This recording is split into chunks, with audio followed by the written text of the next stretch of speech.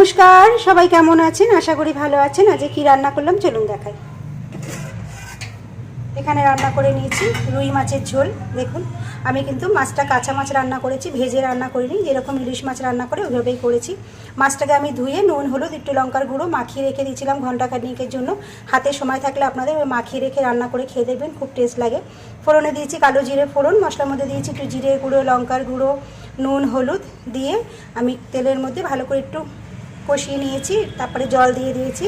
মাছ ঝোল ফুটে গেলে মাছটা দিয়ে দিয়েছি। নামানোর সময় দিয়েছি একটু ধনেপাতা। খেতে কিন্তু খুব ভালো লাগে, ইলিশ মাছের মতন লাগে ঝোলটা। আচ্ছা, এখানে রান্না করে নিয়েছি। লাউ খোসা ভেজে নিয়েছি।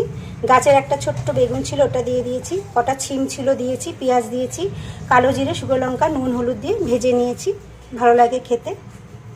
আচ্ছা, আর এখানে করে নিয়েছি কচু বাটা।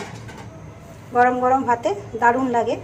কচু বাটার মধ্যে দিয়েছি কাঁচা লঙ্কা, কটা শুকনো লঙ্কা দিয়েছি বেটে, কেন কাঁচা লঙ্কাগুলো ঝাল নেই। দিয়েছি একটু সর্ষে, নারকেল বাটা, নুন দিয়ে ভালো করে বেটে নিয়ে তারপরে আমি সর্ষের তেল দিয়ে দিয়েছি। আচ্ছা, এখানে আছে গরম গরম এক হাঁড়ি ভাত। তাহলে আজ এই পর্যন্তই। এখানে আছে ছিম দিয়ে, বেগুন দিয়ে, লাউ খোসা দিয়ে, পেঁয়াজ দিয়ে ভাজা। এখানে আছে না কচু বাটা। এখানে আছে মাছের ঝোল, আর তার সঙ্গে আছে গন্ধরাজ লেবু। দারুণ লাগবে খেতে। ব্যাস, সবাই ভালো থাকবেন, সুস্থ থাকবেন। আবার সবার সঙ্গে পরে দেখা হবে।